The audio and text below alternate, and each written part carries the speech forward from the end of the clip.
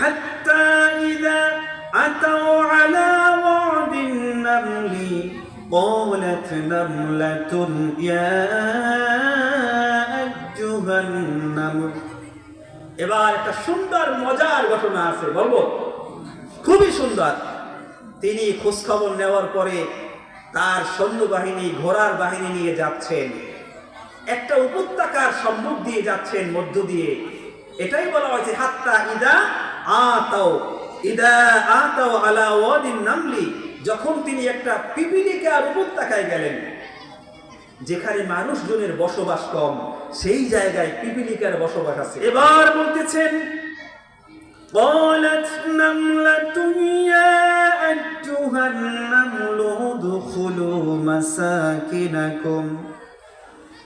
পিপিলিকার মধ্যে যে একটা বড় রানী প্রাণী বা তাদের মধ্যে লিডার যে ছিল, সে বলতেছে, ও পিপিলিকা যারা আছো সবাই এখন তোমাদের ঘরের মধ্যে প্রবেশ করো। সুবহানাল্লাহ।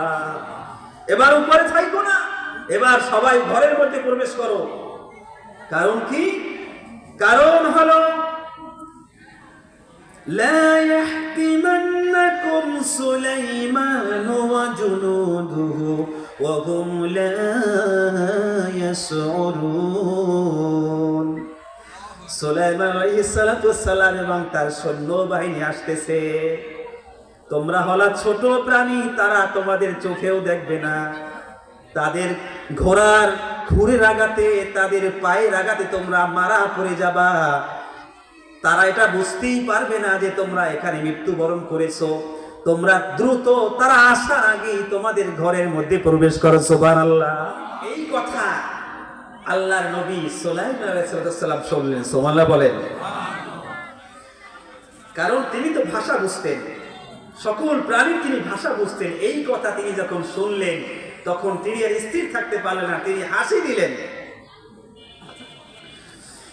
فتبسم ضاحكا من قولها وقال ربي أوزعني أن أشكر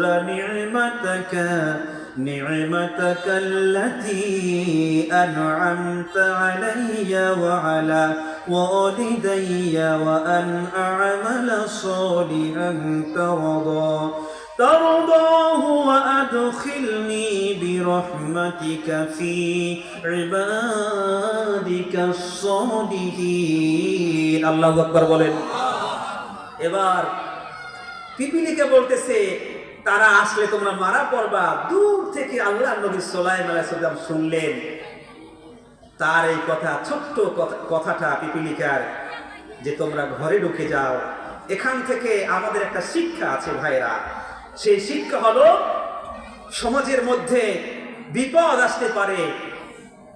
যারা বুদ্ধিমান, যাদের ক্ষমতা আছে, যাদের মূল জ্ঞান আছে, তাদের উচিত হবে যারা বিপদগ্রস্ত হতে পারে, বিপদ সম্পর্কে যারা অবগত নয়, তাদেরকে সাবধান করে দেওয়া। ঠিক না? ঠিক।